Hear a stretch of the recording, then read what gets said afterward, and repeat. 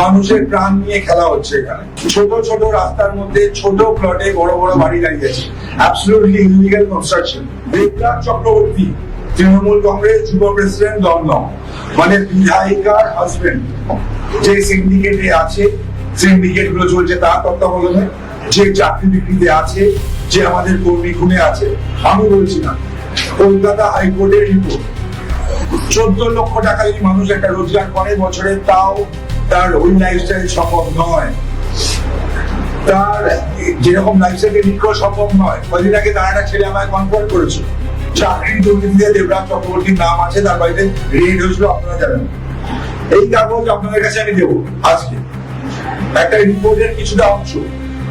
আমি আশা করব আপনারা যেন এই রিপোর্টটা তুলে ধরেন মানুষের সামনে। বিধানসভার মানুষ সাফার করছে, কোনো কাজ হচ্ছে না, ইলিগাল কনস্ট্রাকশন হচ্ছে, এবং সেখানেই খাদ্য হচ্ছে না, চাকরি বিক্রি হচ্ছে। এই রিপোর্টে শুধুমাত্র প্রাইমারি চাকরি বিক্রির কথা নেই, প্রাইমারি চাকরি বিক্রি এবং মিউনিসিপাল স্ক্যামের কথা আছে। রাজ্যে বিধানসভায় যেমন রাজ্য জুড়ে আপনারা জানেন বিভিন্ন ক্ষেত্রে ক্যাজুয়াল এবং কন্ট্রাকচুয়াল স্টাফ নিয়োগ করা হয়, তাদের মাইনে দেওয়া হয়।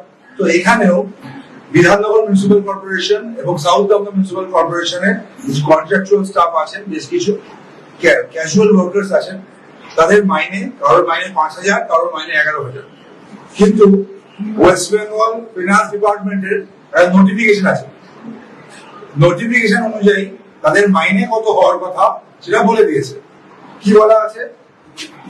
বলছে ইনিশিয়াল এনগেজমেন্ট যখন হবে তাদের মাইনে হবে 15,000 টাকা, অ্যানুয়াল এনহ্যান্সমেন্ট হবে 500 করে, 5 বছর কমপ্লিট হয়ে গেলে তাদের মাইনে হবে 19,000, এনহ্যান্সমেন্ট 600 করে, 15 বছর হয়ে গেলে 30,000, এনহ্যান্সমেন্ট হবে 900 করে, এবং 20 বছর যদি কমপ্লিট করে না কেউ তাহলে 37,000, এনহ্যান্সমেন্ট হবে 11,000 করে। এটা হচ্ছে গ্রুপ ডির ক্ষেত্রে, মানে যারা আপনারা দেখেন আপনাদের বাড়িতে যারা সাহায্য করে, মানে সকালবেলা মিউনিসিপ্যালিটির গাড়িতে করে ময়লা তুলতে চান, তাদেরকে আপনার নাম ধরেও হয়তো ডাকেন না, ময়লাওয়ালা বলেন, তাদের মাইনে হওয়া উচিত এইটা। গ্রুপ সি যারা আছেন বিভিন্ন ক্ষেত্রে কন্ট্রাকচুয়াল, তাদের ক্ষেত্রেও স্ল্যাব আছে। ইনিশিয়ালি তারা পাবে 17,000 টাকা, এবং এই স্ল্যাব বললাম, এই স্ল্যাব অনুযায়ী গিয়ে 20 বছর সার্ভিস কমপ্লিট করলে তাদের হবে 39,000 টাকা। কিন্তু অদ্ভুত ভাবে এদের কাউকে মাইনেটা দেওয়া হয় না। মিউনিসিপ্যালিটির ফলে ঠিকঠাক কাজ হয় না, এরা কাজ করতে পারে না। এটা ওয়েস্ট বেঙ্গল গভর্নমেন্টের নোটিফিকেশন, তার কপি আপনাকে দিয়ে দেওয়া হবে কিছুক্ষণ পরে। এই বিধানসভায় অদ্ভুত ইস্যু দেখা যায়। এই বিধানসভার মধ্যে দুটো একটা মিউনিসিপাল কর্পোরেশন করছে, একটা পৌরসভা করছে। পৌরসভার মধ্যে ফ্ল্যাট তৈরি হচ্ছে, ফ্ল্যাটের ছবিগুলো আপনাকে দিয়ে দেবো আমি। যে ফ্ল্যাট গুলো দেখা যায় 4 ফুট রাস্তা, 4 ফুট রাস্তার মধ্যে 5 তলা, 6 তলা, 7 তলা বিল্ডিং দাঁড়িয়ে আছে। তার ফলে কি হয়, পাশের যে বাড়িটা আছে, তার ছোট বাড়ি, সে যেমন টেনশনে থাকে সারাদিন যে আমার কি হবে, বাড়িটা ভেঙে যেতে পারে। 4 ফুট রাস্তার মধ্যে 7 তলা বিল্ডিং, আপনারা ভাবুন। অথবা অ্যাক্সিডেন্ট কাউকে বলে আসে না, যদি কোনো বাড়িতে আগুন লাগে বাই চান্স, তাহলে দমকল পর্যন্ত ঢুকতে পারবে না, ফায়ার সেফটি মেজার্স থাকে না। মানুষের প্রাণ নিয়ে খেলা হচ্ছে এখানে। এইগুলো টিপিক্যালি চলছে এখানকার বিধায়িকার স্বামী, তার তত্ত্বাবধানে। এবং এই পাশের সাউথ দমদমের কথা বলি, সাউথ দমদম মিউনিসিপ্যালিটিতে কস্তুরী ম্যাডাম আছেন, কস্তুরী ম্যাডামের হাজবেন্ড রাজীব বাবু আছেন। রাজীব বাবুর স্বামী যে কনস্ট্রাকশন গুলো করছেন, বেশিরভাগের অবস্থা তাই। ছোট ছোট রাস্তার মধ্যে ছোট প্লটে বড় বড় বাড়ি দাঁড়িয়ে আছে, অ্যাবসলিউটলি ইলিগাল কনস্ট্রাকশন, যার খেসারত দিতে হচ্ছে সাধারণ মানুষকে। সাধারণ মানুষ কিনছে, অ্যাক্সিডেন্ট প্রোন জায়গা হচ্ছে। এবার আপনাদের বললাম মিউনিসিপ্যালিটির অবস্থা, রাস্তাঘাট হচ্ছে, আপনারা এখানে দেখেছেন, এখানে পৌরসভার বিভিন্ন জায়গায় গলিতে রাস্তা তৈরি হচ্ছে, সিমেন্ট ব্লক দিয়ে রাস্তা তৈরি হচ্ছে।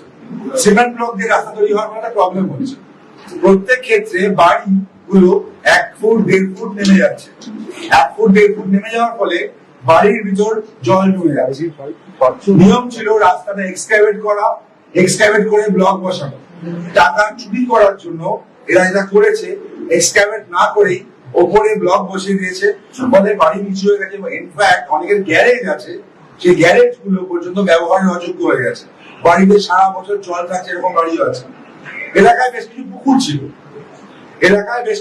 ছিল, সেই পুকুরগুলোর অবস্থা আজকে এরকম, প্ল্যান করে ময়লা ফেলে ফেলে পুকুরগুলো বোঝাই হচ্ছে, মিউনিসিপালিটিরা বোর্ড লাগছে, বোর্ড লাগার পর পরবর্তীকালে দেখা যাচ্ছে যে পুকুরগুলো থেকে প্রমোটিং হয়ে যাচ্ছে, কাউকে না বলে চুপচাপ প্রমোটিং হচ্ছে। এই একটা জমিটা, এটা একটা পুকুর ছিল, এখন মাঠে রূপান্তরিত হয়ে গেছে। পুরো বিধানসভার অবস্থা এরকম, যার ফলে জমা জল বাড়ছে, জল বেরোনোর জায়গা থাকছে না, এলাকার পুকুর হাওয়া হয়ে গেছে। কেষ্টপুর মিশন বাজার আপনারা জানেন, খাল, ওখানকার খালের অবস্থা হচ্ছে এটা, প্রত্যেকটা খাল ব্লক হয়ে পড়ে আছে, খাল সংস্কার এখানে হয় না। সেন্ট্রাল গভর্নমেন্ট একটা হিউজ ফান্ড পাঠিয়েছিল খাল সংস্কারের জন্য, সেই টাকাটা কোথায় গেল? সেন্ট্রাল গভর্নমেন্টের যে খাল সংস্কারের জন্য টাকাটা এসেছিল, সেটা গেল কোথায়? খাল যদি সংস্কার হতো তাহলে নিকাশি ব্যবস্থা এরকম হতো না। বর্ষাকালে পুরো বিধানসভা সুইমিং পুলে পরিণত হয়, বিভিন্ন জায়গায় জল জমে থাকে, মানুষ বেরোতে পারে না, ডেঙ্গুর প্রকোপ বাড়ে। এইগুলোর ফলে খালগুলো সংস্কার হচ্ছে না। এখানকার বিধায়িকা এবং বিধায়িকার স্বামী ঘটা করে প্রচার করেছিল বাগজোলা খাল সংস্কারের জন্য 320 কোটি টাকা একটা ফান্ড নাকি অ্যালট হয়েছে। আমার প্রশ্ন, সাধারণ মানুষের প্রশ্ন, 320 কোটি যদি ফান্ড অ্যালট হয়ে থাকে, বাজেট অ্যালোকেশনে থাকবে সেটা? বাজেট অ্যালোকেশনে তার রিফ্লেকশন কোথায়? খাল বুঝে থাকছে, ড্রেন পরিষ্কার হচ্ছে না, বাড়ি নিচু হয়ে যাচ্ছে, যার ফলে বাড়িগুলোর অবস্থা হচ্ছে এরকম। প্রত্যেকটা বাড়ির ভিতরে জমা জল, এবং সেখানে থেকে ডেঙ্গুর মশা, ভেক্টর বর্ন ডিজিজ। এই এলাকার প্রত্যেক বছর মানুষ ডেঙ্গু আক্রান্ত হয়, তাদের চিকিৎসা হয় না। ব্যবস্থা হচ্ছে সরকারি হাসপাতাল, বেসরকারি হাসপাতাল। সরকারি স্বাস্থ্য কেন্দ্রগুলোর অবস্থা এরকম, সরকারি স্বাস্থ্য কেন্দ্রগুলোর ঝাঁপ বন্ধ হয়ে পড়ে আছে। যে মিউনিসিপাল হসপিটালটা আছে এখানে, তার প্রাথমিক স্বাস্থ্য কেন্দ্রের অবস্থা এরকম। আর মিউনিসিপাল হসপিটাল যেগুলো আছে, মিউনিসিপাল হসপিটালের ব্যবস্থা ঠিকঠাক নেই, কোনো ইকুইপমেন্ট নেই, কোনো কিছু ওখানে হয় না। তা মানুষের স্বাস্থ্য যাবে কোথায়? একটা বিধানসভা, একটা ইম্পর্টেন্ট বিধানসভা, এটা সরকারি একটা ভালো বিশ্বমানের হাসপাতাল নেই, মানুষের চিকিৎসা কোথায় করবে? চারিদিকে যদি দেখেন খাল, ড্রেন অবস্থা এরকম, একটা কোথাও সংস্কার হয় না। সংস্কারের জন্য টাকাগুলো আছে, সেগুলো যাচ্ছে কোথায়, সেগুলো কি হচ্ছে? আর এই বিধানসভার যদি আমি কথা বলি, এই বিধানসভা প্রচন্ড স্মার্ট হয়ে ঘুরে বেড়ান, মানে অ্যাকচুয়াল বিধায়ক যিনি, দেবরাজ চক্রবর্তী। আমি প্রথম দিন থেকে বলে আসলাম আপনাদেরকে, চাকরি দুর্নীতিতে দেবরাজ চক্রবর্তীর নাম আছে, তার বাড়িতে রেড হয়েছিল, আপনারা জানেন। এই কাগজ আপনাদের কাছে আমি দেবো আজকে, একটা রিপোর্টের কিছুটা অংশ। আমি আশা করব আপনারা যেন এই রিপোর্টটা তুলে ধরেন মানুষের সামনে। চাকরি বিক্রি মানে মানুষের স্বপ্ন বিক্রি, চাকরি বিক্রি মানে মানুষের অধিকার বিক্রি। একটা ছেলে পড়াশোনা করে বড় হবে বলে তার বাবা মা পড়াশোনা করায়, চাকরি করবে, তার চাকরি বিক্রি হয়। এই রিপোর্টটা কলকাতা হাইকোর্টে জমা আছে। রিপোর্টের একটা প্যারাগ্রাফ আমি করছি, যেখানে 19 নম্বর প্যারাগ্রাফ, সেখানে কালীঘাটের কাকু এজেন্ট হিসাবে কার কার নাম বলেছে, কি কি করেছে, কার কার কাছে টাকা তুলতো, সেগুলো বলেছে। এবং সেখানেই একটা প্যারাগ্রাফ আমি পড়ে শোনাচ্ছি আপনাকে। হি অলসো রিভিলড, হি মানে কালীঘাটের কাকু Sujay Krishna Bhadra, he also revealed the name of other person like Rakesh Singh, Sathi Newtown, Benjamin Hembrom, Dinajpur, Amal Acharya, ex MLA, and important Debraj Chakraborty, Trinamool Congress যুব প্রেসিডেন্ট দমদম, মানে বিধায়িকার হাজবেন্ড। যে সিন্ডিকেটে আছে, সিন্ডিকেট গুলো চলছে তার তত্ত্বাবধানে, যে চাকরি বিক্রিতে আছে, যে আমাদের কর্মী খুনে আছে। আমি বলছি না, কলকাতা হাইকোর্টের রিপোর্ট। ইলেকশন এফিডেভিট আপনারা দেখেছেন, অদিতি মুন্সি ইলেকশন এফিডেভিট আপনারা দেখেছেন। দেবরাজের লাইফস্টাইল সম্পর্কে আপনারা জানেন, দামি দামি গাড়ি, সম্পত্তি, প্রায় বিদেশ ভ্রমণ, ফুটবল দেখতে, ফুটবল ওয়ার্ল্ড কাপ দেখতে কাতার যাওয়া। তার মানে ইনকাম, বার্ষিক ইনকাম তার এফিডেভিট অনুযায়ী শেষ 5 বছরে ছিল 2 লক্ষ থেকে 7 লক্ষ পর্যন্ত। এবার সেটা প্রায় ডাবল হয়ে গেছে, 14 লক্ষর কাছাকাছি।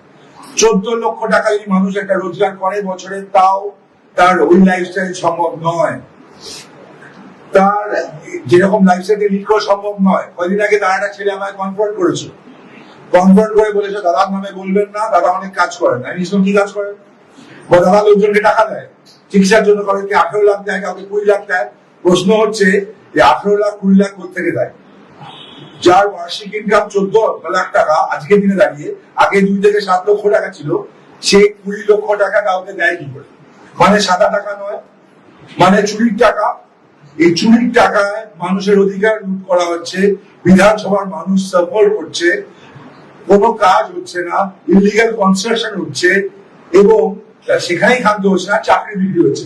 এই রিপোর্টে শুধুমাত্র প্রাইমারি চাকরি বিক্রির কথা নেই, প্রাইমারি চাকরি বিক্রি এবং মিউনিসিপাল স্ক্যামের কথা আছে। আপনারা জানেন দমদম মিউনিসিপাল কর্পোরেশনের চাকরি বিক্রি হয়েছে, আপনারা জানেন সাউথ দমদম মিউনিসিপ্যালিটিতে চাকরি বিক্রি হয়েছে, সিবিআই ডাটারে আছে। প্রত্যেকটা জায়গায় এরা জড়িত আছে, তৃণমূল কাউন্সিলররা জড়িত আছে। যে তৃণমূল কাউন্সিলরদের কয়েকদিন আগে টাকা থাকতো না, আজকে কোটি কোটি টাকা সম্পত্তি হয়েছে। কোথেকে হয়েছে? প্রত্যেকটা জনগণের চুরির টাকা। এই দুর্নীতির খতিয়ানটা আমি আজকে আপনাদের হাতে তুলে দিচ্ছি। আপনাদের যদি কোনো প্রশ্ন থাকে করতে পারেন, এবং আমি আশা করব এই দুর্নীতির খতিয়ান এবং এই রাজারহাট গোপালপুরের অবস্থা আপনারা আপনাদের সংবাদ মাধ্যমের মাধ্যমে জনগণের সামনে তুলে ধরবেন। তাদের অধিকার কিভাবে লুট হচ্ছে তাদের জানাটা উচিত। আপনার কেউ প্রশ্ন থাকলে করতে পারেন।